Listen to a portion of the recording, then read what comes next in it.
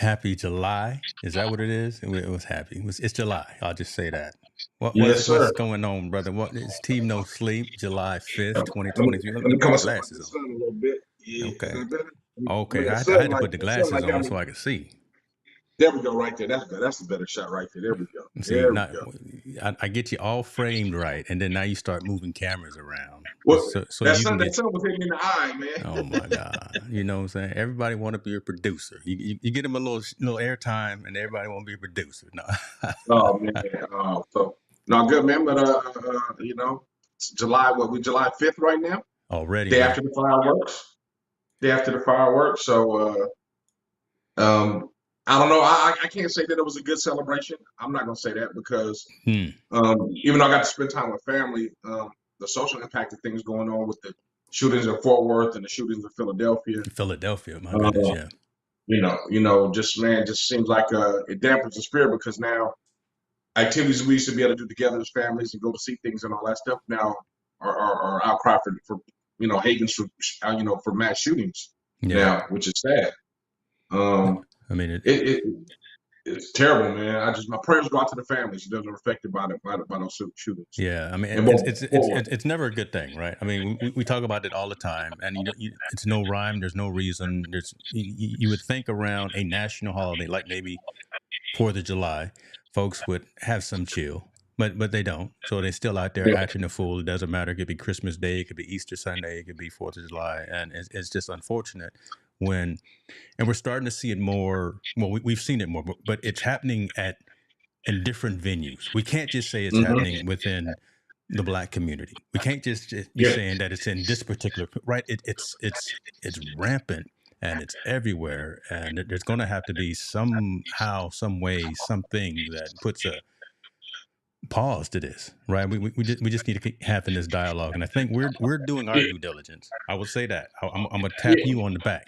I would say I, we're I, doing I our would due agree. I would diligence. agree. I would agree. We're doing our due diligence by making people aware of it. But the part, this is the part. This is crazy. So I kind of did like a little experiment myself.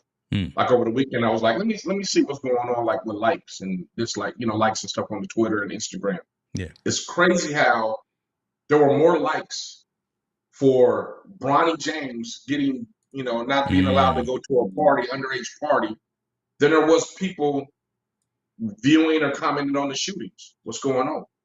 It's like our attention is in the fantasy world, and then when it comes to reality, our youth and our kids aren't even paying attention to it. They're oblivious to it. They don't understand. They don't see the shootings. They're not. It does. It's like it's almost like it doesn't affect them like it affects us. yeah. Like we Well, comment on it, we're talking about it, we discuss it, we want to acknowledge it, we want to give our prayers and thoughts out to it, and we want to hopefully for someone to come to a resolution for it to stop.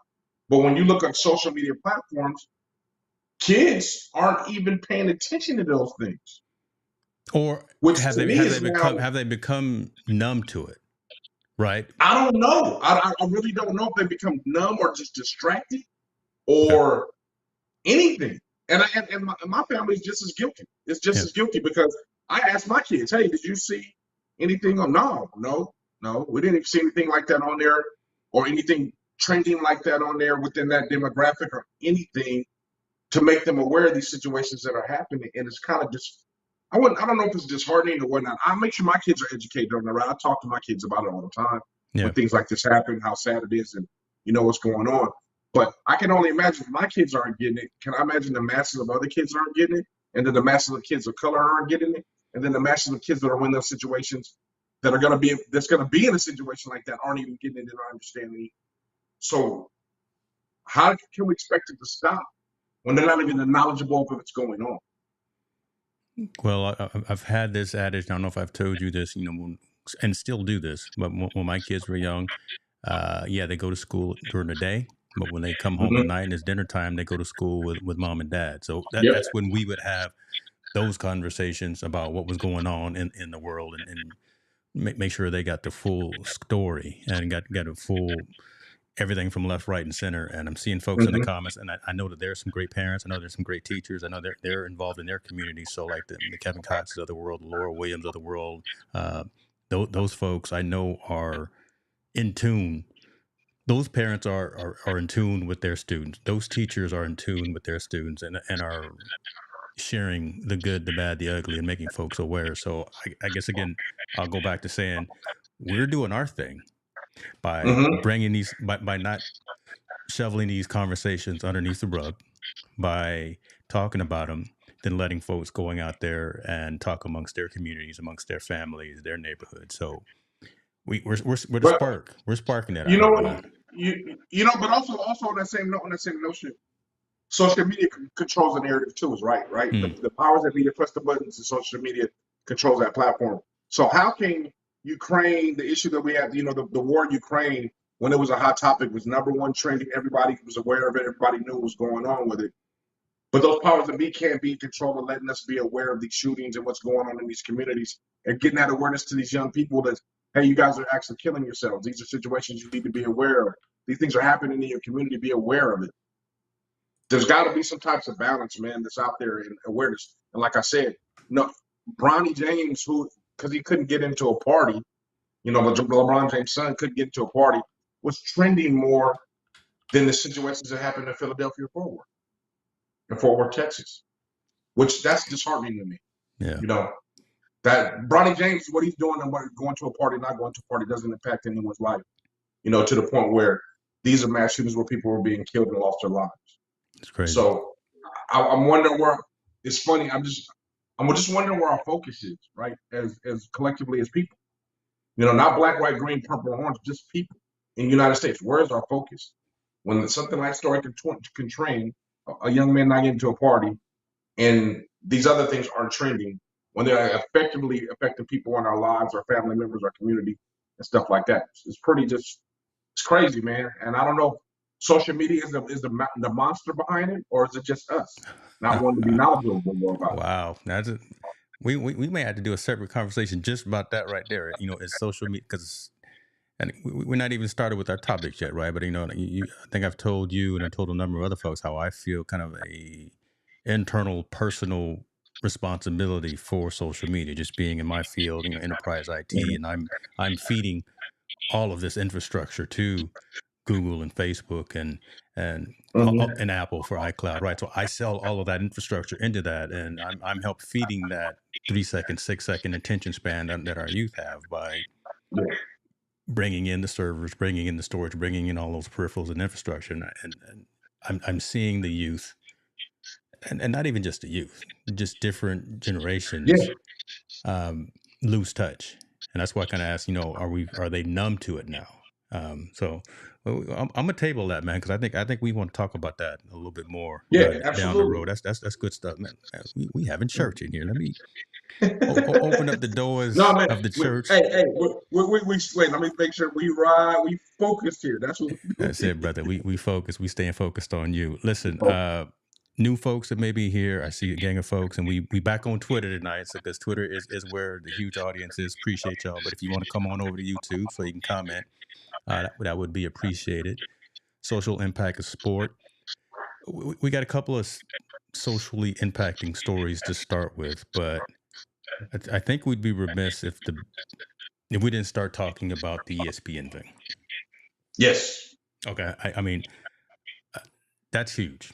What happened out at ESPN recently is crazy. How so many people, so many well recognized, and so many experts in their field got laid off last week.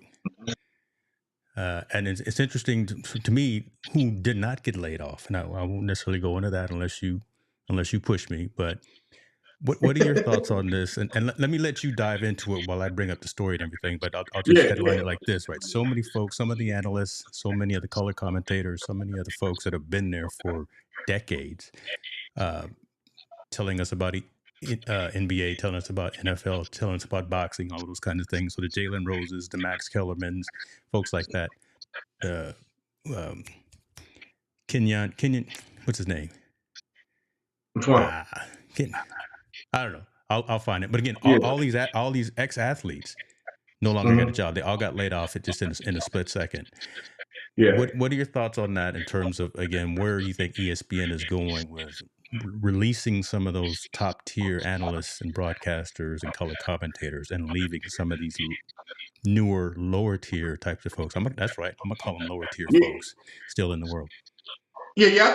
I think one is sad, right? It's hard, disheartening when some people lose their jobs, especially when the people that were in that field that we've grown to be accustomed to. They are the ones we look to get this information from, day in and day out. And I think we're talking about Keyshawn Johnson was the first Keyshawn time we heard Johnson, this. yes. But it's sad because we literally a generation grew up with these people, right? These basketball analysts, these football analysts, and anybody that's a fan of ESPN. These are the familiar faces we got used to looking at and having and understanding their dialect and dialogue. Now that's gone. I don't know if it was a money slash or why it had to be so sudden, and like it wasn't a gradual layoff, right? Like most companies go gradual, like they graduate in tiers, like tiers will get laid off just to keep some expertise on board and go from there. They did a mass layoff of a lot of expertise in this for some reason, and I don't know why. Really don't know the reason why, except that these are all veterans. They all make a lot more money than people that are coming in. And if you want to but you get what you pay for, right? Let's start with that. You get There what it you is, pay right for. there. See, so say that one more time, because that's it right there. Why are these folks? So why are the Jalen Roses, the Jeff Van Gundy's? Listen, Steve Young. Why are these folks gone? And why is someone like like a Max Kellerman knows everything about boxing? Goodness gracious, right? So I don't like him when he speaks all the time, but he knows what goes on in the ring. But say that statement right there, what you just said one more time. You get what you pay for when it comes to the quality and the insights you're going to be able to get. Like to me, it's funny. Like you said, some of the people they kept, it's like, wow, why would you keep that person over some of the people that are there? For instance, they cut Todd McShay, the college and pro football player expert. But yeah, you keep I forgot his name, man. The dude with the fake hair, and he's always on the draft, and his draft boards are always crazy all over the board. And he talks, and his name will come to me. I just can't remember right now. But you keep him. You cut Keyshawn, who's definitely well spoken. Come on, man. Excellent Keyshawn in the knows, field. yeah. And you keep and you're bringing in new talent that has no experience in this realm. So it's kind of funny where I don't know where they're going. I know they're also cutting a lot of the shows, like Keyshawn Johnson and Jay Will show got cut. Yeah. That's no longer there in the morning. I think the NBA today is going to change drastically now that Jalen Rose isn't going to be there. I've also read today that possibly Shannon Sharp is going to be coming over to ESPN in some form or fashion in a role. So they're basically changing their whole dynamic and network that's going there. But what also affects that, which is funny, that affects what's going on over at Fox and what affects what's going on over at NBA TV, and that also affects what's going on over the NFL, NFL TV. All this stuff is kind of everything. The changing of the guards are going everywhere. But ESPN, like I said, ESPN was always known to be the kind of the godfather of all of them, right? Like ESPN is where you go to watch. That's where we watch Stuart Scott. That's where we watch Chris Berman. That's where we watch those. We want to see those guys dictate what they're going to do. And I will be the first one to admit it has gone down since those guys have been gone. Either they God rest Stuart Scott, either passed away or they just kind of left the company. It's kind of went down, but we still were able to keep a certain stability of what we were getting as far as the day-to-day commentating and all that stuff. Now we're letting go of these vets. I don't know some of the people I don't want to hear. Like some of those people I'm not a fan of when they're new.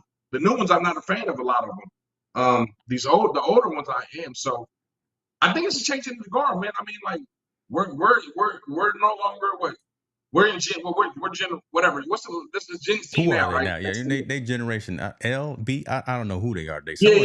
Let us know who these young cats are right now. Yeah, but this is the new generation. I think that they want them to want to come in and kind of give a new look on sports.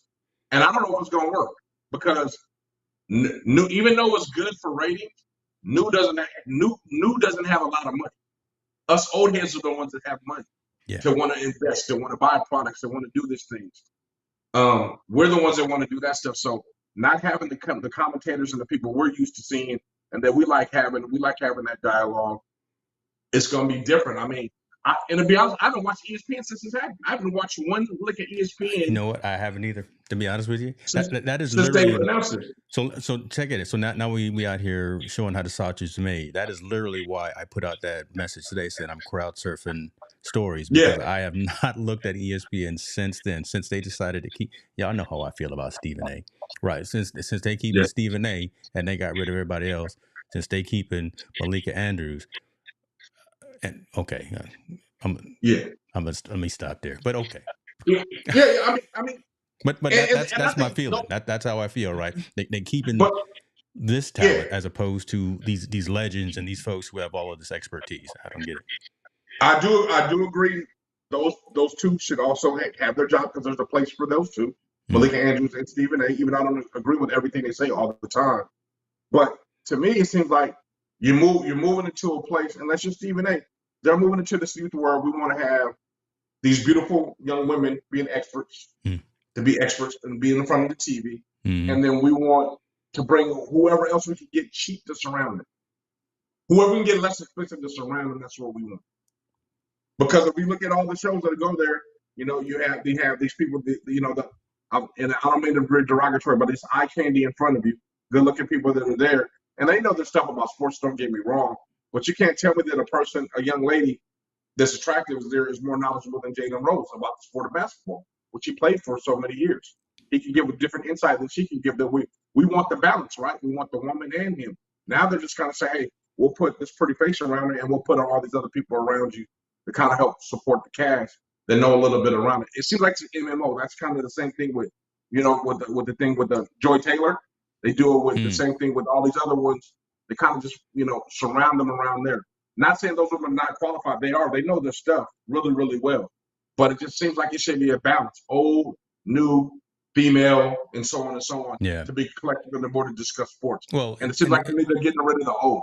yeah. Right? I mean, That's my perception. They look like they're getting no, rid of the and old. I kind of agree with that. I just, it seems like they're bringing in and keeping reporters and Yes. getting rid of analysts, right? The analysts Yeah. who actually played the game, who actually know what it is between the lines, have been in the locker room, those kind of things. So they're bringing folk who can read the script, who can get a story, and that's all fine and good. Yeah, you're right. We need that too, but I need Mm. someone who knows what it's like to get hit by Yeah. by Bosa or by an LT, by somebody like that, and Yeah. then get back And, up. I need someone who knows how to run routes to be to and be so out and there telling someone me that can about give this. us, I like you said, and someone that can give us that insight that we normally don't get. Keyshawn Johnson, I wasn't a big fan of this, but he would give you insight that you would never think about Yeah. being in the locker room. And he did a very good job when it came to the John Gruden thing. He was always saying, John, there was a problem with John Gruden. He Mm, was racist. This is the way he treated us. hmm. This is the way he treated certain players. I witnessed it. He gave us insights you can't. You're not going to get that from a reporter because a reporter will never have any insight to that information. So I really don't know what ESPN is doing, man. I mean, seeing all these layoffs and where they're trying to go, I have no idea.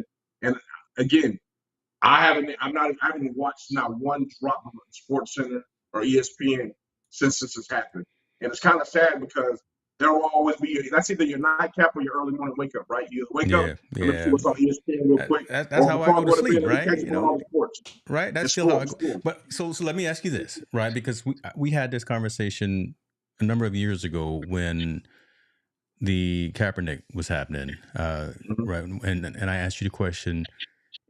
Everyone still loves NFL, right? We may say we're going to protest we may say we're going to protest, but we coming back Mhm. because Yeah. everyone loves football. From a quality perspective, from the programming perspective, ESPN still kind of, until we find out what shows they're getting rid of and what shows they bring back, ESPN still is the grandfather, still is the big daggone. Okay, are you ever going to come? Do you think you'll come back sooner than go into something like a Um, CBS or I something, or don't, to a Fox but see, Sports? I don't know if they're the grand. I don't know if they're the top dog no more. To be Who you honest with got? you, Okay, come on now. because let's be real. Fox Sports is killing it. They're doing a great job with the stuff they got going on there, and they got a different kind of brain. Now losing Shannon Sharp is a whole different ballgame. That kind of is going to mess them up. Yes. But when they had Skip Bayless and Shannon Sharp, there's your controversial show. You have Joy Taylor and her crew with Emmanuel Ocho, which is a great show, informative discussion that's going on. And then you got I forgot the other guy. He's been on it for years. But I think the difference between ESPN, like football is the only thing there. There's no competitor for NFL. They have no Okay. competitor. Okay. With ESPN, now you have Fox's competitor. You have NFL Network that's a competitor when you want to do just football. You have NBA TV, which is a competitor when they just want to do NBA. You also got TNT with Charles Barkley in there when the games are being shown. So they have a lot of competitors to be able to stay on top.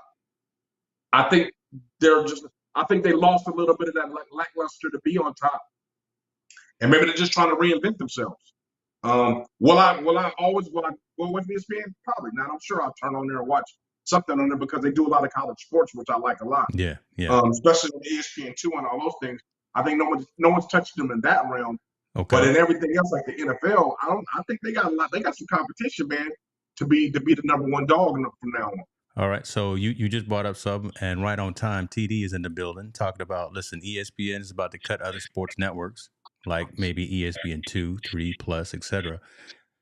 Don't need all those channels.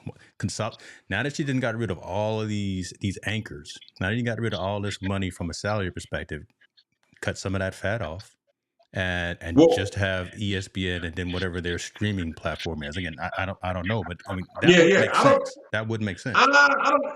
Maybe. I mean, because I think they got ESPN like 6 channels, right? They got like 6 of ESPN. Yeah, they got a gang of them. They do got a gang of them. So they do have a lot.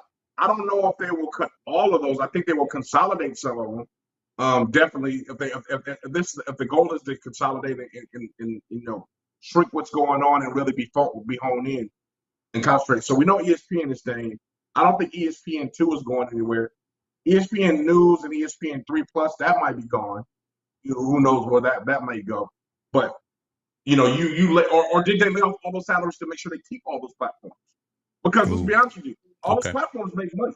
They make money in some way. They may not make as much as the number one ESPN that Disney's showing, but they all make money, including the streaming platform. They make money in certain kind of ways because we all know money's in the advertisement. We can care less about what's being shown. They care about what's being advertised in between there and who's watching it. So as long as Gatorade is buying an ad for ESPN 1, 2, 3, 4, 5, 6, they're gonna keep having those networks because that's where the bread and butter's coming in. That would drastically cut.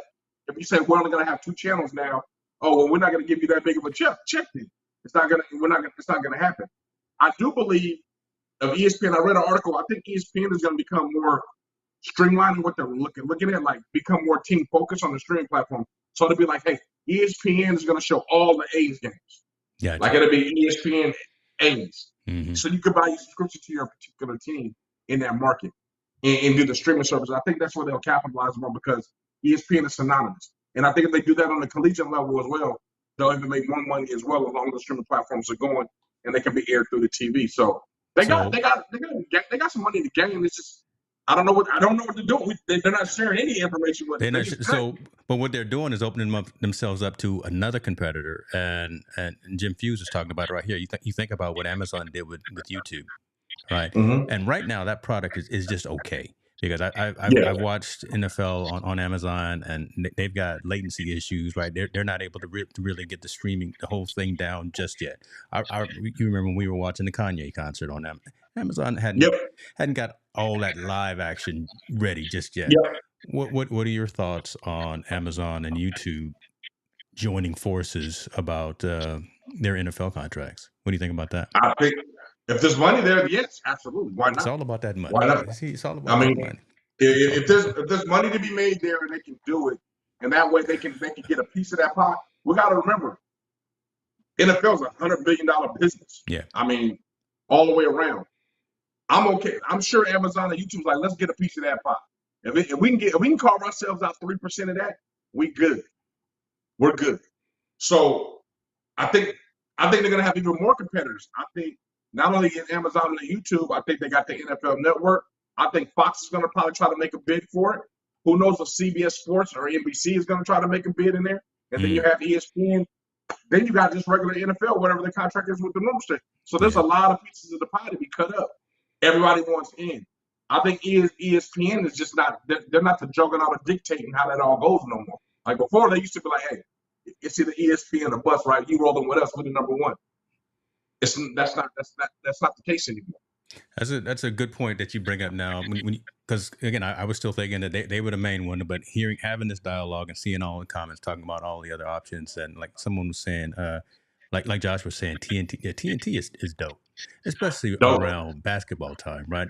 You you Yep. you you can't watch a basketball game during NBA season without switching over and watching Shaq and What? Charles chop it up. But better yet, TNT controls the men's basketball tournament. Did he do? That's right. That's Wow. not on ESPN. Wow, that's right. They do. Okay. Yep. Yeah, I'm gonna try. Let me get out the sun, man. I'm trying to Look get at out the this sun. brother. Hold You on. know, he it's Pardon me. golden. It's The golden sun is hour over directly in there my for him. eyes, y'all. That's what it is. It's golden hour for him. Forgive me. I'm gonna get out the sun so you guys can see me a little bit. I'm so sorry. No, it's all right there, brother. Oh Lord, Yeah, just don't fall out the yeah, chair. My yeah. goodness. So Okay, he back in the I'm office adjusting now. a Now little he back in the. There he go. Golly, bit. this man, it's So all right. But hey, I will say this, and then we'll move on to the next one. I don't know if y'all saw my tweet. I did reach out to everyone that got laid off, and I said, listen, I know y'all don't have a job right now. We got some room on Team No Sleep if y'all need. If you if y'all looking for some place to get in where you fit in right quick, we have some openings at Team No Sleep for your expertise. So, but you Jalen, know if you're what though? listening, come on through. You know it's funny that you said that because through this process of them being laid off, we're gonna see a whole nother realm of podcasts, right? Yeah. Competitive podcasts, getting to the podcast game. I think and Shannon Sharp showed the way for everybody in that Oh world. yeah, With that definitely. Club Shay Shay thing. He's kind of opened the door and showed them the way how to kind of monetize that and get into that and be be a well I don't know if he's a reporter or analyst. I don't know what you quantify him as, but he's good. No matter what you He's call just it, he's Unc, good. right? He Yeah, is yeah. Unc. He is an He's Uncle up. Shay Shay. That's So what he is. So, yeah, so I think he's gonna open up a whole new world for podcasting. mhm. I hope this ain't the last we've seen of Jalen Rose. I Oh think no. Jalen Rose is excellent. He's got a lot of good things going on. So I think there'll be other avenues and doors open for all of them. I would wish they would come on Team So Sleep and tell their story, what's going on. I think we're more just all confused about why are we so much in the dark of what's going on with ESPN. Like they're not saying anything; they're just laying people off and no rhyme or reason. We haven't got any updates on what new programming's coming out. Yeah. We haven't got any updates on what's happening. It's kind of like they're just band-aiding everything together and keep things static as quo until they figure out what's going to happen, which is kind of disappointing because again, we're all used to everything that's there. The only thing that stayed the same pretty much is the Stephen A. Smith show. That's it. And he knows that he could be on the chopping block as well. And I Mm-hmm. saw his recent podcast. So we'll see, man.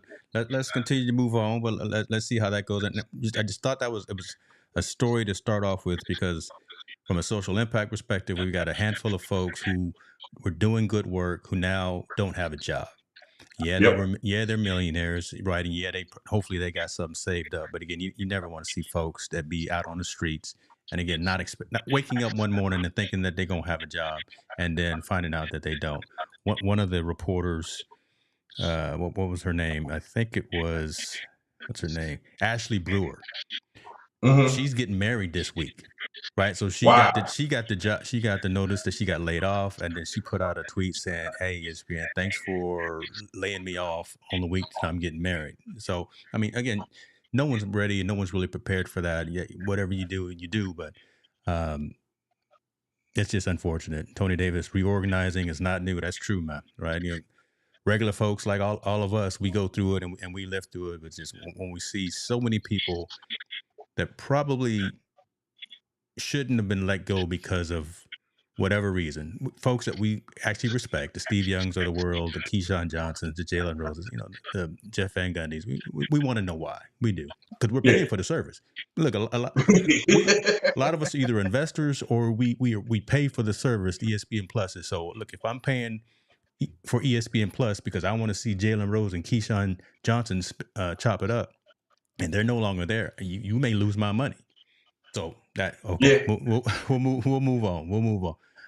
Next story, and it is kind of our social impact story. We talked about this a few weeks ago, I believe.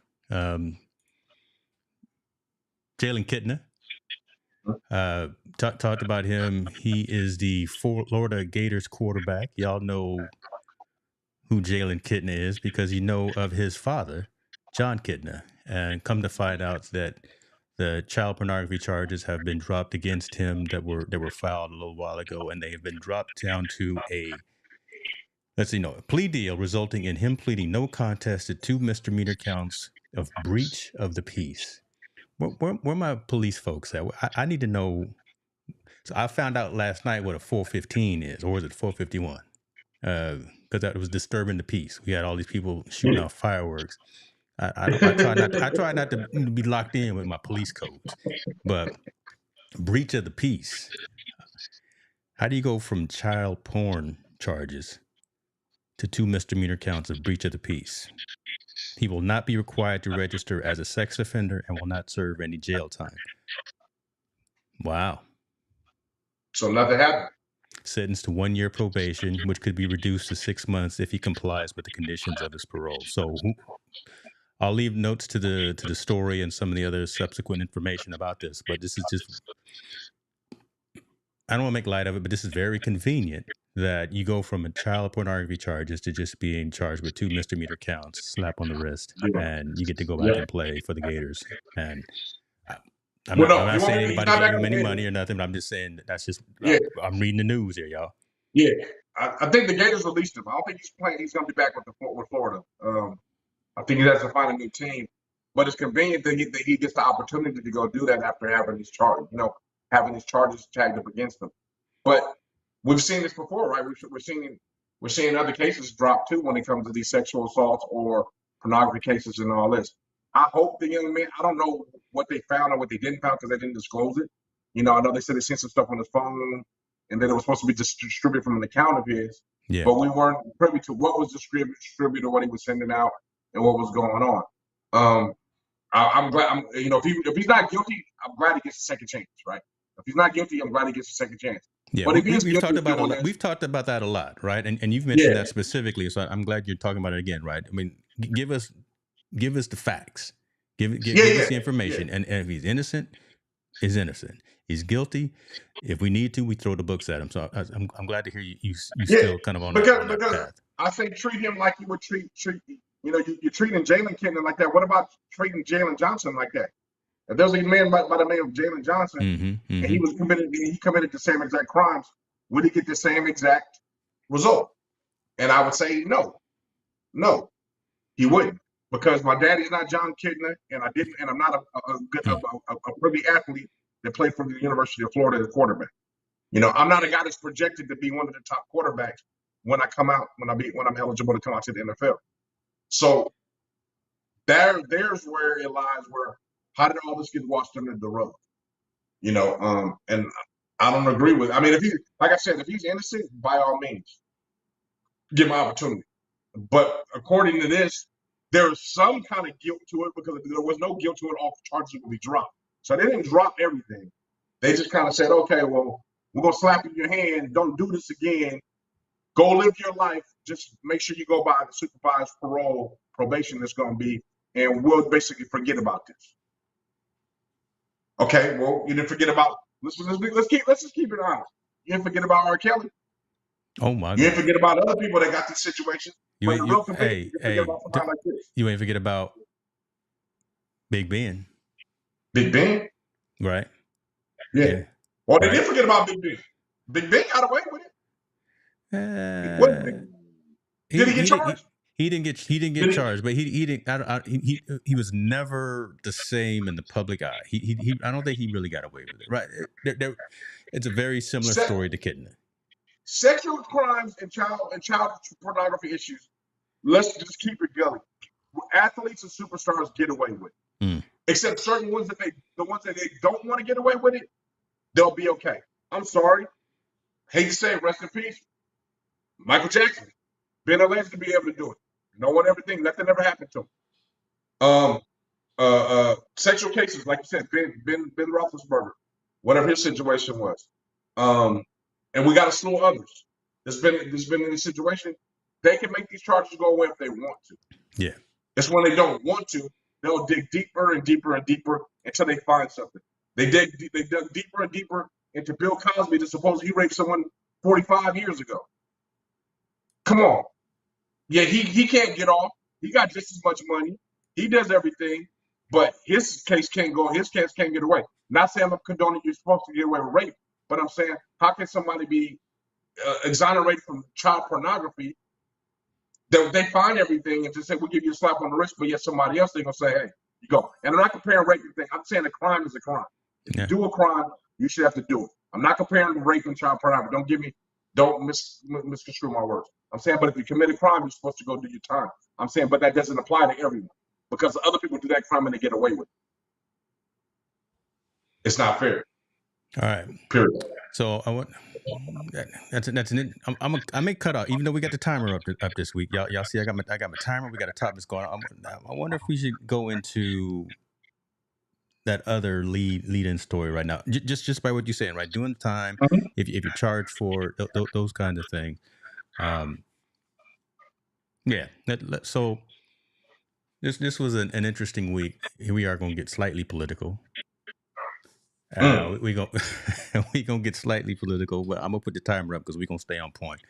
But yeah, affirmative action was abolished, right?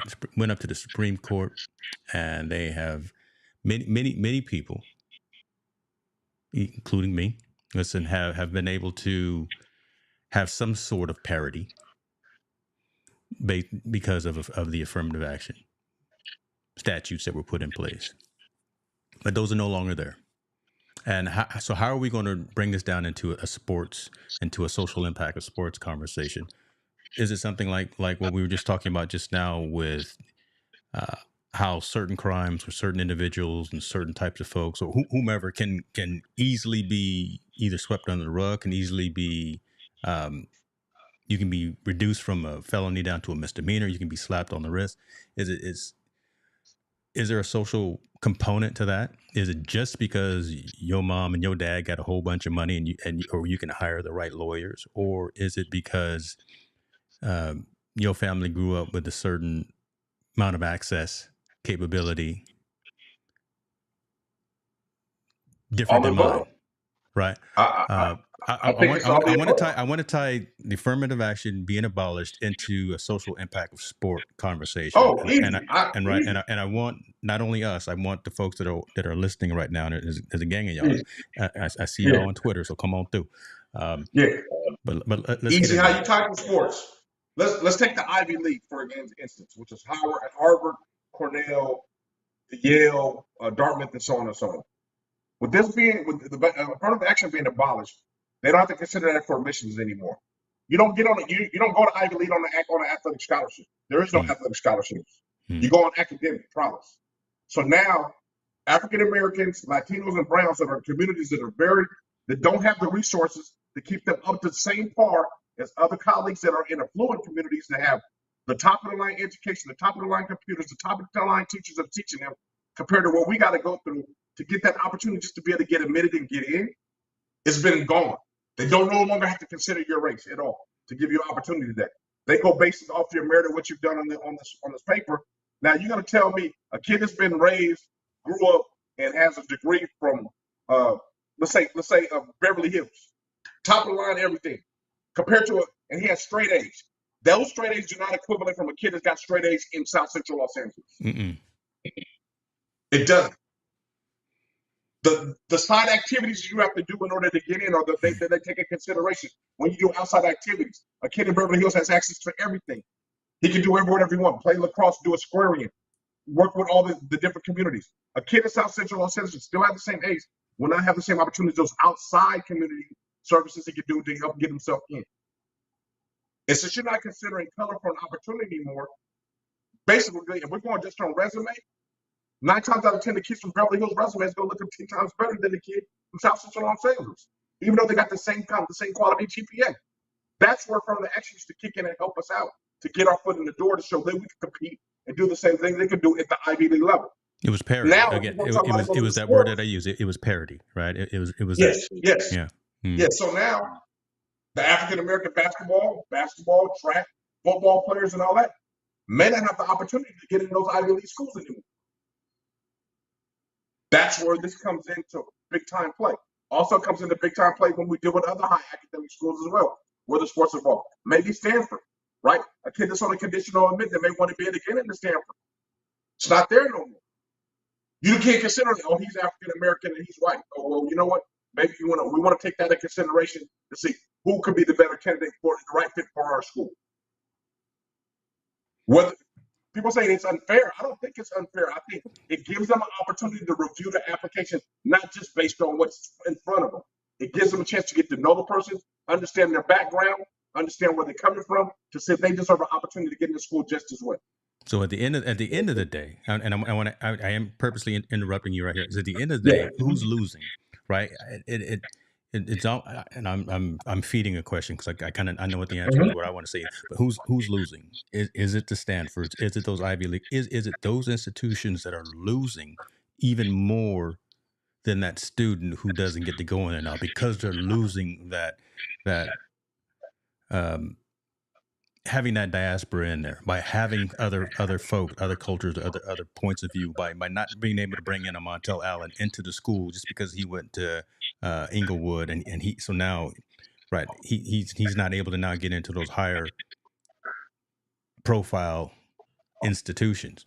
I honestly think that the institution is losing more than the individual. Because you're losing, yeah, but I mean, you're both losing. But I think the institution, because they're losing that rich ability to have your point of view, your background, your culture in that environment. Again, if you got a 4.0 and someone else got a 4.0, and you were given the exact same opportunity, but you, unfortunately, let's just be real, folks, you are not given the same opportunity growing up in South Central Los Angeles. Where my other rural cities and states are. Again, I was trying to go across the country, right? But again, you're right here. But let's talk about some, the rural parts of the country. If you grow up in some of those rural, just having that ability to be seen by being put on that short stack instead of that long stack that gets overlooked and gets thrown away.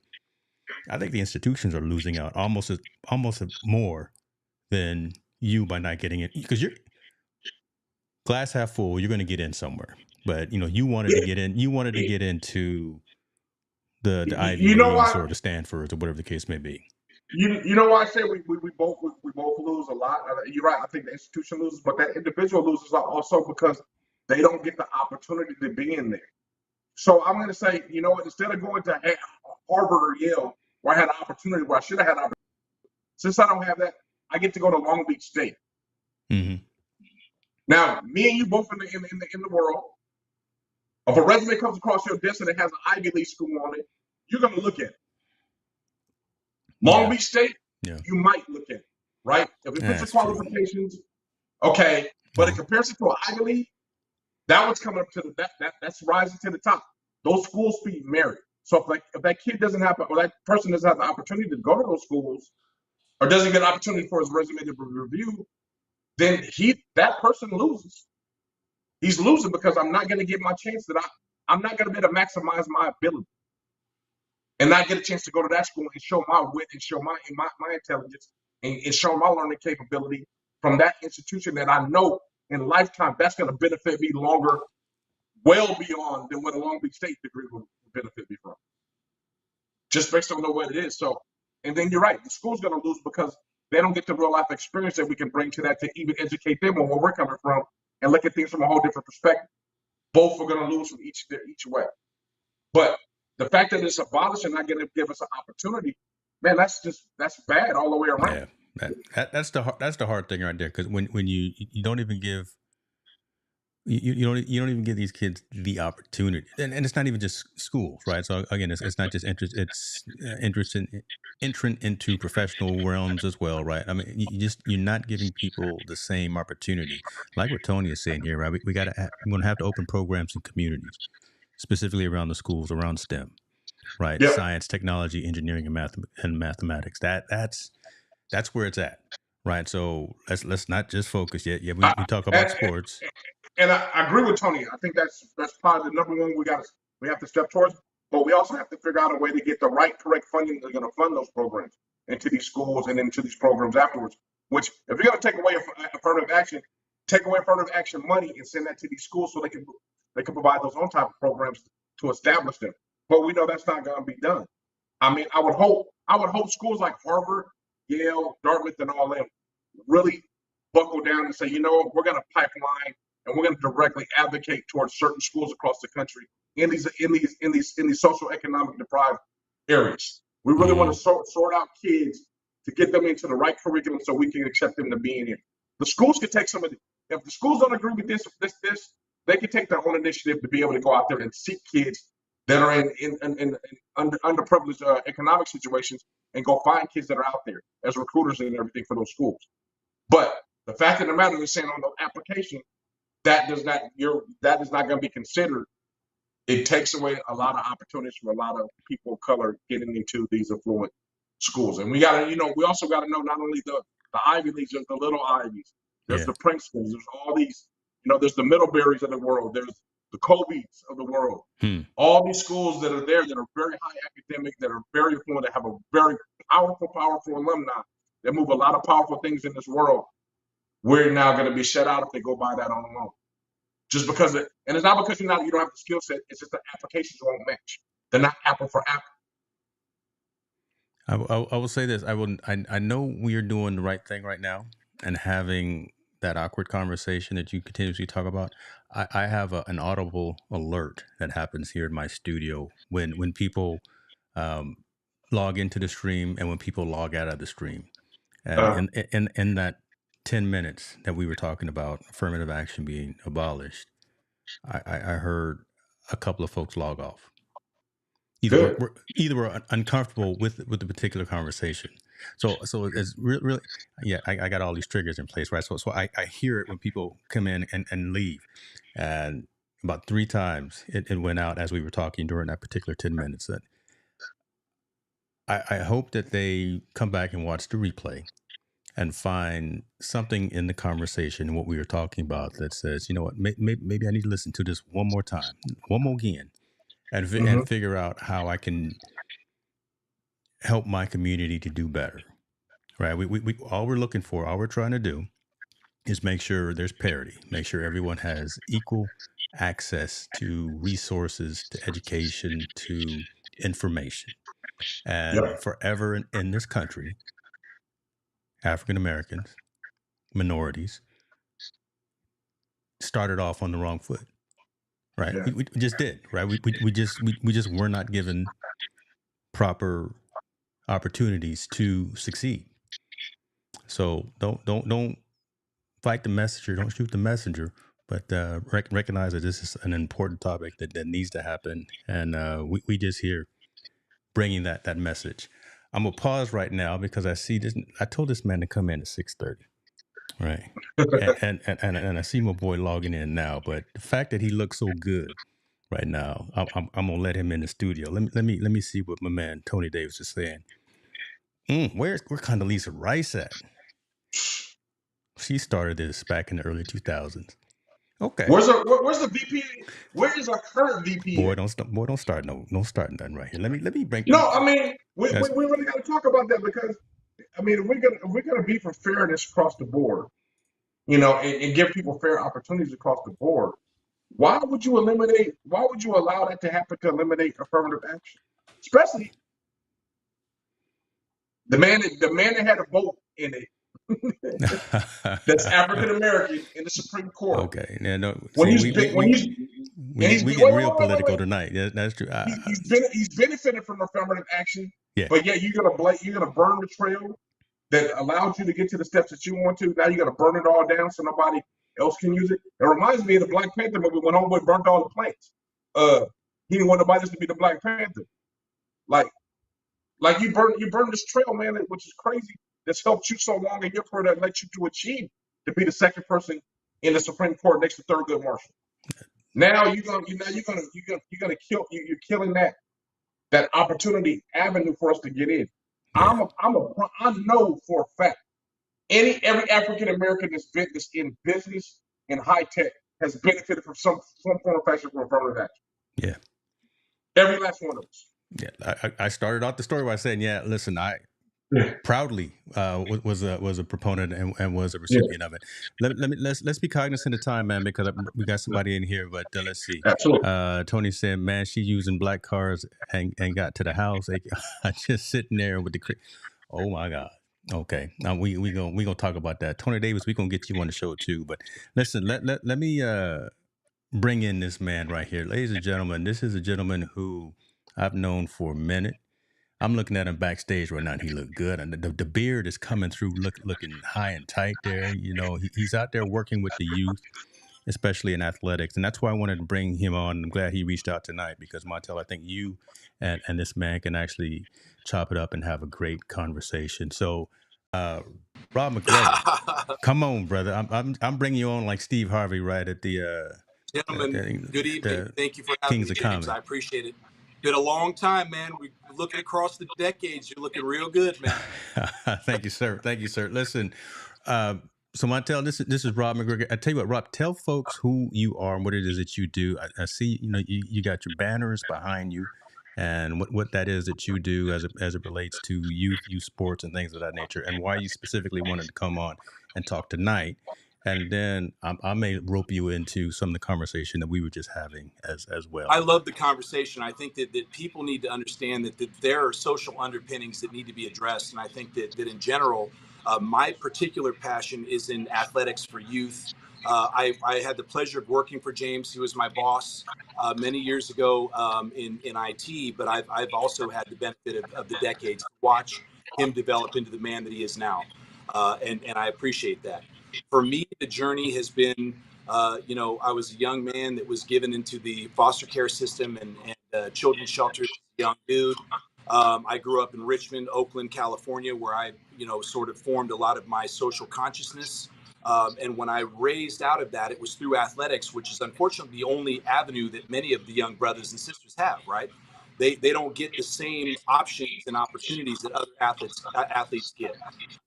So I was able to go to University of the Pacific on a football scholarship. Otherwise, I would not have attended college. But to be fully open and honest, I lost that scholarship within 2 years of being there because I wasn't dedicated to the school as much as I was football and women and drinking, right, and the other things that come along with being a young man with no sort of moral guidance. Now my passion is working with youth. My goal is to get kids to be able to have the benefit of the sport and the lessons that it teaches. For me, football taught me how to rely on others, how to be reliable, how to be someone that played well within a team framework. All of these things which I use to this day that have made me into the man that I am. Am I Love it. flawed? Absolutely. But sport has helped shape the guy that I am. And I see that where I ended up in my life, my backstory is great, but I'm now in kind of an affluent area. And many of these parents and these kids here in predominantly white area, they come to me and they say, hey, I want to pay you to make my son more aggressive. I want you to make my son more this. And for me, I've got to pull him back and say, hey, it's not about the aggressiveness or what your kid's going to show me at age 12. It's about what they can do to develop the human that's in them so that when we release them, most of these kids aren't going to go and play college football. Am I right? Yeah. Hmm. I mean, you guys would Majority of them. probably agree that most of us that get a college scholarship, we take it for granted or we find professional careers and things other than athletics. That's So we true. need to prepare these young people. And I'm finding that as I've gotten older and more mindful, these people are more focused on the riches. They want their kid to go to USC when they're in sixth grade and they're talking to me. They haven't even reached puberty yet. And we're having Mhm. conversations about the kid's aggressiveness. But yet they want to pay me a lot of money. Let me tell you, you're going to Mhm. be magical because you're going to give my kid this. I go, no, no, no. What I want to give your kid is a love of the sport. I don't want you, and I turn away people. Let me tell you, we do not want the parents that are on us talking about what they want the kid to do. For me, it is, will the kid appreciate the lessons that I give? Will he appreciate the hard work that I demand? And if not, then we walk away. But for me, the problem is that now our focus is not any longer on the social underpinnings of what we can give the athletes: work ethic, the ability to persevere through Yeah. hardship, reliance on others to do their job, being reliable and accountable, right? So that they're also there for the other teammates. These things are getting lost now in a culture of money and in privilege. And instead we look at the athletes that succeed. Oh, look at this brother from such and such a town. He's going off to make millions. And we don't ever prop them up. So when their career ends, we don't say, hey, what do you plan to do, Jamal, when it's over? What are you going to do, Jaquavius, when your skills are gone? Because let me tell you, 5 years of college are going to be magical, but what are you giving yourself for the journey afterwards, right? Man. And I think that that's my problem. And I'm sorry I've been talking so Man, long. keep up. Bro, For you me, here. it's all about money Yeah. that has been ruining it. These parents, they come at me with these goggles and they go, my kid's going to be at USC. He's going to make millions. And what we want is the kid to love the sport and to learn about themselves in a way, in a forum that's safe and also encourages that kind of competition and commitment. I'm sorry, Well, I waxed very long, my hey, friends. brother, you ain't changed. You ain't changed. Listen, but hey, folks, this is the caliber of folks that are on Team No Sleep. Rob MacGregor right here is so. This is the man who is teaching our youth as they prepare for not Yes, just sir. sports but also academics as well. But what's interesting, and I want to compare it kind of the two of you together, you and Montel, because Rob, you're still focused more on the high school level, right? You are working with athletes. Is it just football, or have you branched out and No, done other sports as well? my real passion, James, which I found actually only recently, is that my brother Shondor Manuel, who played in the NFL with the 49ers and went on to a great coaching career, he had a passion. And my foster mom, Francine, may she rest in peace, she was a physical therapist. So when we were injured or whatever, she would go through and she would work through these things to help us recover. And Mm, my brother was brilliant. Shondor, I love you. He was like, we need to incorporate these resilience exercises into the things that we're doing with our athletes to get them stronger. So it was a thing that was relatively new about 10 years ago. And he was at Bishop Gorman, during their decade dominance at high school football. He's off coaching in college. He was coaching Raiders. What I found through him was a love for the mechanics and the physics of movement. So I will train mm, young athletes, old. I'm really I love football. It changed my life. I love lacrosse. It's changed my son's life. But for me, watching a sixth grader or a high schooler when they're running, going, "Hey, your knee's got a little bit of avulsion here. Your arch is inverted. Here's how we can fix that so it doesn't become a challenge," is what led me to go back to school at ASU to study kinesiology and kinematics. So that's the part I love. I coach kids of all ages. okay. And I also, honestly, if I'm honest, I coach the families almost more than the kids because they come Wow. to me with these unrealistic expectations. And I just want Johnny or Susie or whoever to love the sport and want to come back and work with me. Right there, Montel, I'm tagging you in. Right there, right? Because we talk about that a lot, right? Where especially the expectations that Sure. either a family member may have or the athlete may have as well, especially when they start making that bag, right? When they get out there and they're succeeding in their sport, but having that support system around you, making sure Yes, that sir. support system is actually present and responsible themselves. Talking about the John Morant story and talking about how much I can't stand his dad. I'm sorry, I just can't because I think his dad should be more of a role model. But Yes. so Montel, let me have you guys bounce back and forth in terms of how you see things going because you're very involved with the youth and getting them scholarships and getting them to that next level as well. And then what Rob And is, thank you, Coach, for yeah, your influence on these young kids that are coming through because we need more men like you standing up and going, I'm going to give you the gift of the sport and a work ethic and accountability and not the parents and their desires. Yeah, I think with the youth of today, there's a big unrealistic like you said, there's an unrealistic expectation of a lot of kids. And even when they get to the high school level, they all want to go Division 1. They all want to think they can do this and have all these unrealistic expectations. But there's a lot of things, you want to be a Division 1 player, but you don't put in Division 1 effort. And that means waking up at 6 o'clock in the morning, working out, Yes, getting good sir. grades in school, doing the right things by your parents, building a relationship with your coaches instead of fighting them every time.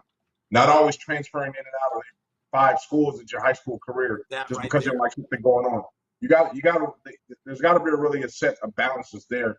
And like you said about teaching parents have to understand how this process works as well. which they need to be super educated in it because they think, hey, since my son plays, he's somewhat of a decent player or a good player, he should be going Division I. Well, there's a lot of things that go into that aspect that they need to understand and learn. Like there's attributes driven. Your skill set, how does it compare to others? Has he reached his peak? Has he already topped off? Because if he's already topped off, there's no upkeep, there's no upswing for him to get even better. He's pretty much reached his peak of his value to think as assets. I mean, as his ability. So all those things go into play, trying to get these kids there. Where I go, my role is I don't really go with the elite athletes because we know who they are. And I try to work with that second tier with the athlete to get them built up, get them ready, get them to understand that, hey, there's another avenue out there, which is Division II football, or maybe Division I AA, or even Division III football, that there's another aspect. And I just recently started working with girls basketball as well. There is another avenue out there for you to get recruited. But you have to follow a regimen. You have to understand the process, the way it works. You have to be very attentive to the process, like follow up all the time. And we have to understand that the academic and athletic part are two different aspects of it. It's not one whole thing. Everyone thinks this is one. It's two different aspects of it. Now, you're the Division I superstar athlete. You have a lot more flexibility. But as that tier goes down, it becomes different. Academics and athletics are two different things. And you have to meet the apex, the common point where they mesh to find out what school you're able to go to. And then even after that, we have to teach these kids the skills on how do they stay there. Like you said, understand what the college environment is going to be like. Understand what the coach's expectation and the staff is going to be of you. Understand what the academic expectation is going to be of you. Understand what your parents' expectation is going to be of you and what the dorm life is going to expect of you, because 9 times out of 10 that we see right now is kids go to school for 1 or 2 years and then they come back. They go to JC and then they try to figure out and they fizzle out. We have to eliminate that gap from happening. And right now I'm starting to educate kids on, like, this is how you eliminate the gap. You have to understand this is what's going on. And when you get through these tough times, you have to be able to reach back and figure out why you're going through these tough times and understand it. Now, if you're all in for football and not for academics, you're going to have a hard time, period. It doesn't matter what school you go to. You have to find athletes that have that balance on what they want, especially going to that next level. I like to coach. I like to give it to them and start coaching them and educate them to the process about their junior, senior year. Like, hey, you got to start preparing yourself this way if you really want to go. Because if you don't want to go, then go ahead and go to JC and figure it all out. That's your prerogative. If you do want to go, you got to follow these steps. And that's kind of my thing in there. I've been very successful in doing it, getting a lot of kids scholarships. But I always remember the ones I didn't get scholarships, right? The ones that didn't follow the process, the ones I wish I could have given more. Coach, the ones I a wish quick I would have question for you, though, Coach. Let me tell you, your words resonate with me, and this is why I already love and respect what you're talking. For me, what I found, and I'm just going to ask you, when a kid gets a scholarship, are you in there in the photo op going, hey, this was my work? Or are you saying, hey, we're going to give the glory to you because it's you that did the work? Nope. I'll tell them congratulations on Twitter. Yes, sir. And that's about it. To be honest, honestly, it's not me. I didn't do any work. All I did is connect the dot for you. Now, for me to connect the dot, it does take a little bit of work on the back end. But to be honest, all I do is connect the dots. I'll make the phone calls to the coaches. I'll send the film to some friends of mine as the coaches to evaluate the film. And then I'll go from there. And then I'll tell them, evaluate it and tell me what your weaknesses and your strengths, what the strengths are, and relay that back to the kids. Say, you need to work on these things if you want to get better. Though that's it. I'm not the 707 coach saying, hey, such and such athlete got a scholarship because of me. Nah, it ain't because in reality it's not me. All I did is connect some dots, and I made an extra effort that their parents just didn't know how to do. Now what I do is I'll tell parents exactly how to do it. I'll tell them how to do it. Like, you don't need to pay me. You don't need to give. I'm gonna tell you exactly what you need to do. You need to follow this regimen, and this will get your son or daughter looked at. Once you get them looked at, you need to make that list, that spreadsheet, keep those dates and follow up, and keep sending them information and all that, and it'll take care of itself. You don't even need a person like me. But there's so many selfish individuals out there that want to capitalize on these kids that this the bad part. So, that's brother, we will never be rich. We will never be rich coaching these kids. And even in my area, my wife has told me, and matter of fact, today I was listening to Carolyn Wenga, who is the president and CEO of Essence Enterprises, Essence Magazine. And she was talking about how young sisters need to know their value so that they're not negotiating themselves into deficit. So What I've got to work on is go, hey, what I'm doing for you, even though I would do it for free because I love it, is that I need you to give me something as a token that you acknowledge the work that's going in. But I am like you. I will talk to coaches. I don't give a fuck. I don't. We don't It's all right. care It's all about who right, we're brother. It's talking to. we I'm okay. You can. calling people. And when I was coaching in high school, I would call coaches at Air Force and go, hey, I got a kid who's a 4.2 student who wants to be in Air Force. He's only a sophomore now, but he's 6'2" and runs a 4.4 and has wanted to be in Air Force his whole life. And at first they're like, well, wait, are you a coach? And I go, yeah, I'm coaching. I was the freshman defensive coordinator when I moved here to Arizona. And for some Mm-hmm. reason that meant, well, he's only a freshman coach. He has no experience. Brother, meanwhile, I've been in coaching 30 years, right? In high school, brothers in the NFL, Mm-hmm. we got kids that are off playing at Notre Dame. But Yeah. when I called, I didn't get my cachet of I don't know, respectability, professional, whatever. When they heard freshman coach, they're like, nah. As my own coach of my own business, I can call anybody all day and night. And they're like, oh, really, coach? Or what do you do? And I talk to them about what we're doing. And now all of a sudden they're receptive. For Mm-hmm. me, that's been a beautiful thing because, like you, I believe that our job is to prepare the parents and the families, as well as the athlete, for Mm, the art, the work that needs to be done for anyone who wants to be in D1. So Yeah. sometimes that means level setting almost adversarially. These parents are like, well, my son's going to be 6'4". His uncle played in the NFL. And I go, you think he's going to the NFL? You're telling me you want him to go to USC, but have you watched his work ethic? Come out and watch a practice. And I'll tell you where he needs to improve. He's got a D1 frame, but right now his motor is not there. But as a freshman, whose motor's there? The kid's Yeah. supposed to be developed. And so part of our work ethic and the ethos as a coach is that we go, listen, son, you got what you need physically, but do you have what you need in the heart? Is your effort going to be there? Is your work ethic unimpeachable? Is your word good? Because the coaches are going to ask me when they talk to me, when they're really interested, they go, well, what else does this brother do? And I go, hmm hey, when he goes to the family parties, he's battling with Unc on dominoes. When he comes with me to the pickleball court, he's out there smacking balls. No matter what you do, he's a competitor and he wants to compete for you. So what do you want to do to show us that you're interested? And you kind of ask them to take some interest and ownership in the process too. But also, Coach, I'm telling you, one of the reasons I love you is you were talking about the process and not the result. So you're saying D2 and D3, and we have to tell our parents, if your kid gets interested or an interest from a D2 school or a D3 school, it's not something to be ashamed of. The dude is going to No. play at the next level. You go into the Yeah. NCAA, now they got transfer portals, and maybe some of the kids aren't really ready to be D1, but they got the potential where you go, look, take that Boise State, not that, now they're D1, my bad. Well, take that Northeast Louisiana and see what he can do. And if he really succeeds to the level that we expect, then he can transfer out. But don't start saddling him with your shit because you are holding him back with all these expectations and the weight of your glory. His path, you ain't in the field, son. Your mom, she I, may be the greatest team mother ever, but let him do his shit between the lines, please.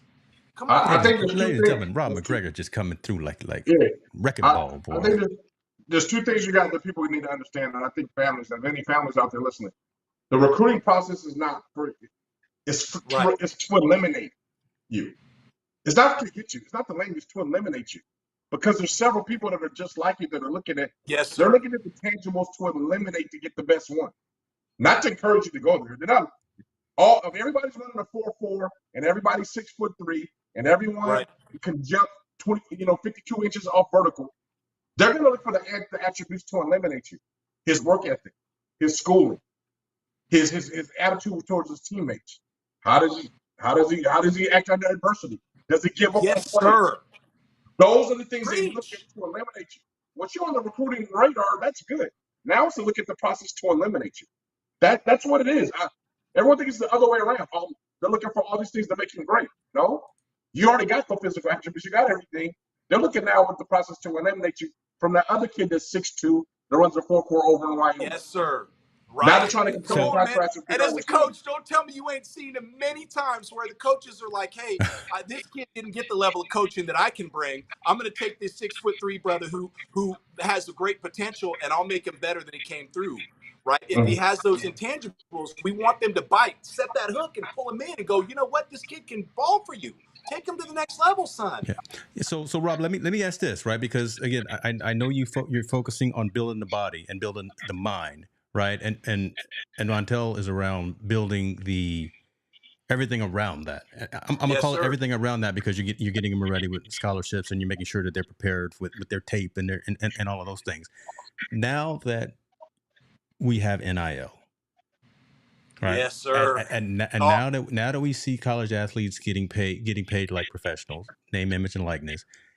You got young cats. You've got high school kids who are coming up in this era where listen, they feel that they deserve, for whatever reason, maybe rightfully so, maybe non-rightfully so, but they feel that they may deserve to now ladder. go ahead to Safeway and start bagging groceries and getting $10,000 just because I'm spending 2 hours of my time, or washing Right. cars. I should be getting, y'all want to sign these autographs.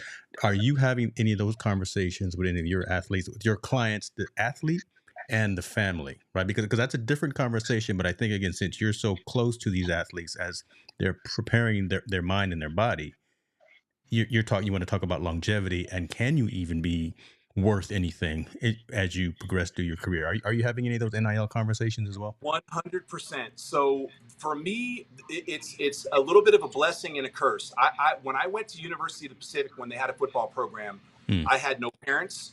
I went on full scholarship, so which meant they paid for room, board, and tuition.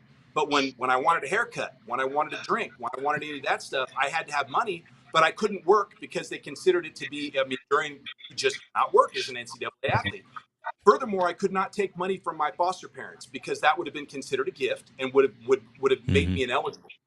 So the fact that we have, and honestly, it's a whole nother topic. I believe that the way it used to be was basically slavery. We would have young brothers, young Wow. people from socioeconomically disadvantaged families that were stuck having to say, yes, massa, we appreciate that you gave us this. And when we had anything to say against it, it was, well, you just better be grateful for this because otherwise you wouldn't be here. And so now the NIL, as flawed as it is, has given these athletes an opportunity to go, you know what? I'm worth something. I'm not going to negotiate my value to your value proposition. I'm going to negotiate my value based on what I think I believe, which is a double-edged sword, right? Because some of these kids come in with parents who think that they are the next greatest thing since sliced bread, and Yeah. they're not. They need to be developed. So we have a mindset now in college and in high school where if the kid doesn't start, they're just going to go to another school. And that is wrong in my opinion, because when I started playing any academic, any sport, when you're competing and you're competing in college against dudes that are 4 years your senior, they're fucking men, right? And you Mm-hmm. come Mm-hmm. in at 18, 19. I was 240 pounds and I was a strong dude, but these dudes I'm competing against are 20, 21, and they're chiseled. They have more years of experience. And I learned early that I needed to learn to find it within myself to compete against them. What are they doing that I need to do that will get me to the starting table? Because nobody who's a competitive athlete at that level is going to be, I'm cool just sitting on the bench. Like, I'm Yeah. just put me in there. I want the jersey, coach. I'm Yeah. good. Yeah. No No, one's playing for Letterman jackets hell anymore, no. right? No So, one's but playing for but Letterman jackets.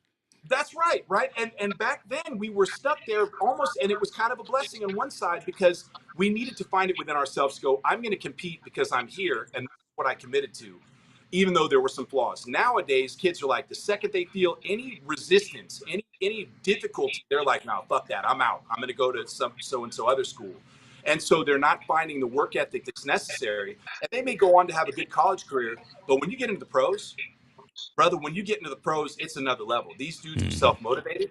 They don't care about the circumstances. They're going to be the best and they're going to eat your lunch. And then these kids come from there, well, I'm going to go where I want to go and I feel wanted, into a situation where they're surrounded by sharks and they get eaten up. And then their pro career is ended. And then more importantly, the mindset of the athlete when you are defeated like that is one that they will carry the shame and they will not find their true purpose. And this is my thing. And again, I'm going to reference Carolyn Wenga, who said that she doesn't believe in institutions anymore, Mm-hmm. church, government, whatever. She believes in people that have found their purpose. Nothing like losing your future when you're an athlete and all of a sudden now you're on the side going, well, what am I going to do? What am I going to fall back on? We find our purpose and then we become engaged and the rubber hits the road and our lives become magical for other reasons than the sport. There is something that needs to be done for athletes to be able to connect to that before they reach the end of that road.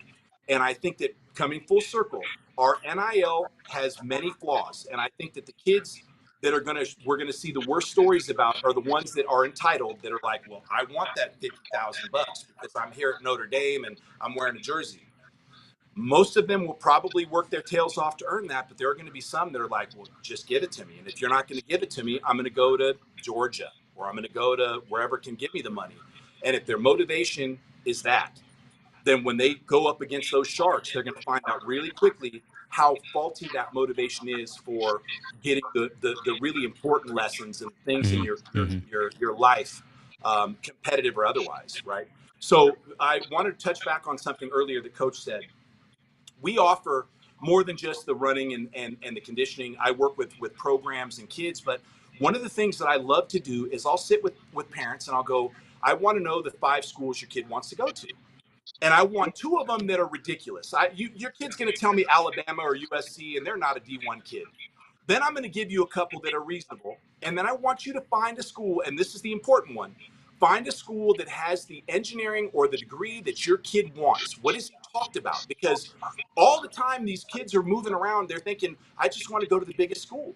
Yeah. And the most important thing of us going into NCAA athletics is the degree that we're supposed to come out with, right? So if we are using our leverage as coaches and parents, we will go, young buck, you need to think about what you're interested in. My son wasn't going to go to college. He wanted to do work. He's a smart kid. And when lacrosse happened for him, he was like, well, now all these schools, hey, and by the way, shout out to Alistair. He might be going to Hampton and HBCU, baby. So thank you, Hampton. Thank you, coaches. But when Love he it. was getting these offers, he's like, well, now I want to go to school. I want to improve my GPA. I want to be more reliable. I want to be great at my craft. So he's got a stick in his hands all day long. But he also said, I want to study horticultural science. I want to do something with cannabis and make it better for people. I want to also have a double major in entrepreneurialism or some sort of business degree because I'm very good Love with that. numbers. These things didn't connect for him without the sport. And we're missing out on a gold mine of opportunity for our youth by going, hey, you want to play football at USC? That's fucking phenomenal. Here's the level of work you need to produce in order to even be looked at there. But what do you want to do after that career? What is it that you feel you're passionate about, even curious about right now, that we can get you into a college that has the school that can teach you the lessons in that particular discipline? So to you, coach, I love you for how you've been talking and the things you talk about. It's so important that we acknowledge that these kids are going to college, not because we expect them to get a pro career, but because we want them to come out the other end as socially active, financially intelligent, and able to be good humans in the culture that we try to build for them. Hold on. Let's let that marinate right there, y'all. Okay. Y'all. you you coming back, Rob? I don't. And what you gonna do when you come back? So I'm gonna need you to put some headphones on because I got a little feedback in my. Oh, I'm So, sorry. Let me but go. that's all right. It's too late. You know, we didn't already. We already, in the 7th inning now, but that's okay. But Sorry, guys. my goodness, my goodness. I tell you what, Montel, I don't know if you want to chime in, but Rob, I want you to talk about MacAthletic, right, and speak specifically about what you're doing. That's why I've got the website up, and I want if you can give folks the URL and any information, anything that you're working on right now, because with this conversation, folks hear again the caliber and the passion and what you stand for, right, when it comes to working with the youth. So I think again, if they have a student athlete who is in any sport, that they can rest assured that they're in good hands when they're in the same room with you, and when they're getting coaching and when they're getting dialogue and when they're getting instruction from you. So talk a little bit about what Mac Athletic is, what you're doing, and what you may be and where they can stay in contact with you. Well, I'm blessed to have connected with my purpose in life, which is coaching kids. So I've coached a lot of things. It started off like many of us when, with football for me, because I was passionate at that. But I learned that my gift is in communicating to young athletes. So I work mainly with athletes. You can see from my picture there, we will take anyone from sort of 1st and 2nd grade on. Wow, I also have a number of athletes that are in pickleball, which is becoming huge in that's hot the now, sort isn't of it? My our age goodness, group that's hot. demographic. So for me, the passion is the coaching part. where my gift is I'm standing on the backs of other men and other women who have done either coaching or Come things on that now. are ancillary to me, right? My mom, Francine, rest in peace, and her physical therapy. My brother, who decided that it was going to be a fusion, not just to be a strength and conditioning coach, but he was going to teach kids proper movement mechanics. All of these things can be taught, and these kids are super receptive, even at a very young age. So while I'm working with kids talking about sprint mechanics, I'll talk about dorsiflexion. I'll talk about shin angle. I'll talk about the physics of them getting the force into ground. Stuff that may not make a lot of sense to them now, but will begin to build that framework for them as they move on. My other passion is seeing our young succeed. So as I've done more work with the kids in my affluent area, my real goal, my passion is going to be I found out recently that I'm mostly Yaqui Indian, and which I didn't know, as a kid growing up in group homes and foster homes, I had no idea. Turns out that I moved not 20 miles away from the Arizona Yaqui Indian reservation where my grandparents were.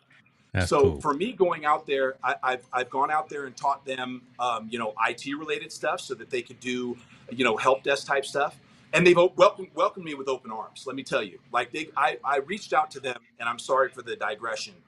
I reached out to them and said, "Hey, I've had a very successful career in IT, and is there any way that I can come in and teach, the young kids on the reservation what I know?"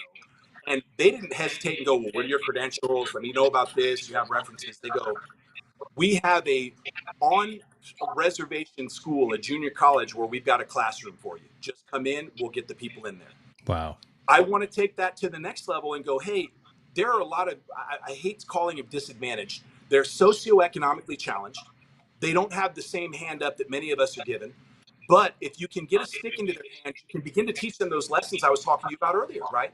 Self discipline, work ethic, being reliable, learning how to rely on others, which was huge for me. I was going to do everything on my own. I didn't give a shit I was like, I'm not going to trust you. But in a team sport, you must do that. And so these kids who are having a life that we would consider to be disadvantaged, if we can inject ourselves there and give them a piece of some of for me, the tool was sport. Give them a piece of sport, and for them, it's lacrosse, soccer, football. They're thirsty for it. Hmm. They want some attention, and they will put the rubber to the road and find their spot. So for me, that is kind of, it encapsulates it all. I've been working for a long time here in now Phoenix, Arizona, in the north side. I'll leave a drop for the stuff, but for my social media and the other things. But I want, if there's anything people don't talk to me ever, I want you to understand there are people out there that are passionate about your athletes and their future, and they are not interested in the money. I'll never be rich the way I was making money in IT coaching kids in movement mechanics. But when I get a kid who calls me up and goes, "Hey, I'm about to get married. I'm having my first son. Come see me at this. I'm about to sign." It makes my arm hair raise even now. Like it just, those are the things that fulfill my life. And when you see me and what we offer, it is that you will experience. Not that I'm going to make your kid go to USC. Not that I have a magic elixir that's going to turn your kid from an average athlete into great. But when they come out and work with us, they will love it. My motivation is that they love the sport and get the lessons out of it. And if they happen to be a successful athlete and get a college scholarship, I'll be right there celebrating with them. But you will not find me in the picture going, "Hey, it's all my work." No, it's going to be, "Why don't you parents come in here?" Because it's your selflessness, your hours that are out there taking him at 4 a.m. to workouts. It's your dedication and his work ethic between the lines, or hers, because I coach lady athletes as well, that get them where they're going to be. But there should be no expectation from me or others as to what the endpoint's going to be, other than I want them at the end of their season to go, "I fucking love this sport and I'm going to do more of it," or "I'm not happy, we're going to move on." Because if you can connect kids to their passion while you're giving them the lessons that we can give them through sport, they will become great humans. And we need to do more for that, making these people move on into the social ecosystem, into the political ecosystem. We need a better world than what they have now. And you can see we come in full circle to the Yeah. talk about affirmative action, some of the other Yep. stuff. It's because our kids are being, they're not willfully ignorant. The parents are keeping them ignorant. So when they come into their own, they don't understand systems of governance, how to be a good fucking human, what work ethic means. And I believe that sport can help us give that that to a bunch of kids. So That's good stuff, in man. my own way, it's a little bit of social, warriorism. There you But go. I You understand doing your due diligence, right? And I think right? I'll close it with Come this. on. What Kevin said, right? He says, "I'm sure that your athletes love you because of the light you bring to them, and because they can connect with you on a human That level, fills my right?" heart. So again, he's known you for all of 15 minutes or however long it's been. So that's cool right there. And Rob, I tell you what, I'll put a link to your stuff that I was flashing while you were talking. I'll put that in the description so folks can connect with you and if they have I some appreciate conversations that they want to have, bring on their child as well, or come help you out in terms that. of Absolutely. donations or support, sponsorships, things of that nature. Thank you. Montel, was there anything that you wanted to add specifically to any of that? I want to keep Rob on just for these last two stories. I want to be again No, cognizant of folks' times, but I I mean, thought this right here is interesting hot. when he said. I thought the interesting comment out of all that when I was listening to him talk, I was listening when he said parents are keeping the kids ignorant, and I think Yes. that's a powerful statement. Yeah. It's a really powerful statement, and I think it's Amen. very true. It's very true, especially in process. Any process, either working out process or whatnot. Parents only see the end result, but they're very ignorant to the process of how things happen or what they were supposed to go through. And they hinder the kids from going through it. Yes. So I thought that was a very interesting comment. But let's go to the next topic, brother. That's good stuff. Rob, you got a second to hang on just for you came on the less dramatic pieces of the show. We actually have two good stories to talk about. You got a few minutes to hang out with us just to give your opinion on. Okay. Should I go get a headphone? Would that help? No, it's all good. Next time, because you're coming back. It doesn't matter. So just say now you got, as I always say, you got keys to the front door now. You got the code to the door. You come in anytime. I'll see you come in the studio. Brother, listen, we doing it, man. We doing it. It's good to see you though. All right. Do either of you run, like from a marathon or half marathon or 5K, anything like that? Have you guys ever done that? Nope. Man, y'all not runners? What's up with you, man? Come on, I now. dabbled. So for me, a little bit just to make sure that I could do it. What's funny, Coach, you may find this hilarious. All the speed and agility stuff I do, I have laser timers for kids to run 40s or whatever. I ran a 40 in college. I was 4.6, legit at 240. Okay. As a 50-year-old man, I ran the fastest I could run is 6 flat, and I got great mechanics, man. So we giggle. I did run, the local turkey trot. I only have to say that for my size, I liked zero drop shoes because the impact on my feet was different. So biomechanically they help, but otherwise I'm definitely not an experienced runner. All right, well that's all right. I'm specifically talking about this story right here. So I actually had a couple of friends who ran in this particular race, the Peachtree Road Race in Atlanta. When was it? Last weekend? There was someone who was running, Sinberi Tafari. I probably just butchered that name, but you see it on the screen there. She was suspected to win. She was supposed to win. She's won in years past. She was literally feet away from the finish line, right? And what had happened was I'm going to play this video. And Tafari is trying to get herself to the finish line. Look at the moves back and forth. And Tafari is now. Oh no! Did she go off course? Right Y'all turn. see what happened? It looks like she went off course. Oh. So she ended up finishing third. Finish line right there. This was 4 seconds. You see, she managed to come back and try to come behind the first and second place finishers, but these 4 seconds behind the first place finisher, that cost her $7,000 in prize money, which is. See, that's what you following the police. I'm just gonna put it right. The finish line is right there in view. She won last year, expected to win this year, was winning. The motorcade was veering off so the winners could proceed. In the moment, right? In the moment of competition, she veered off and followed the motorcade, which makes sense. But that cost her, instead of getting $10,000, that cost her getting the third place prize of $3,000. So that was a $7,000 wrong turn that she made. That hurts. That hurts my feelings. That's real money too. I tell you what I would do with that $7,000. I'd send Rob, I'd send you a whole bunch of lacrosse sticks, brother. Right? I'd get a Mac that I could do this interview on the MacBook. Come on, son. There you go. Right there. Big money. Yeah. Rob used to work for me at Apple, man. Yeah. So you Yes, know, sir. right, Mike? So okay, there's that story right there, and that's a shame. That we wish that we Hey, but you know what? Before you go on, James, yeah, I will commend her for her resilience to turn back and sprint and get back to the in third and spot. still be third, which means Because the speed that they were going. that shows a person. Most people would have just quit or would have been so frustrated or whatnot, would have just stopped. For her to show that perseverance and say, you know what, hey, I made a mistake and try to build back in to get back in it and to win something, man. I mean, that just shows the type of person she is. I guarantee she won't lose next year. If she runs it again next year, it'll be lights out next year for sure. Yeah, so, that's just one of those lessons learned in the heat of competition. But man, that's what I've been following the police. I'm not going to say that too much. does speak to the athlete in her. You know, when those things happen and we fall or we fall short, are you going to be the one that just gives up and throws your hands up? Or are you going to be the one that pushes through to the end and then figure out how you can improve for the next one? Like you said, Coach, she'll always keep her eyes up and not be relying on the police motorcade. And sprint.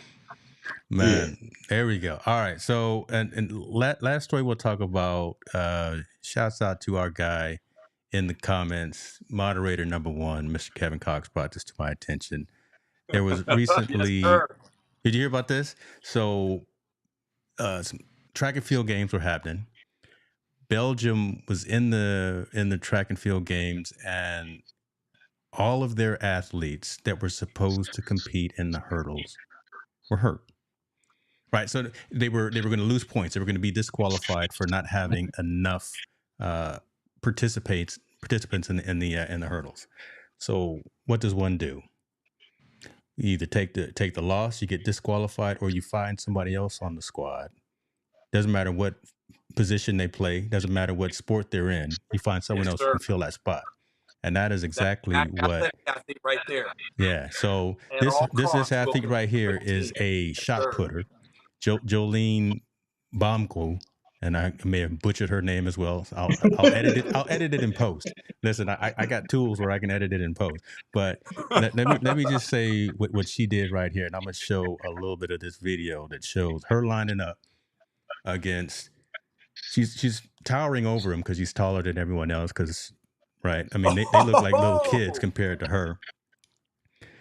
But here she's running, not running for speed, not running for place. Right, everyone else, this is their sport, this is what they do. And this video was spread up, but she didn't knock any hurdle over. She made it through, took one for the team.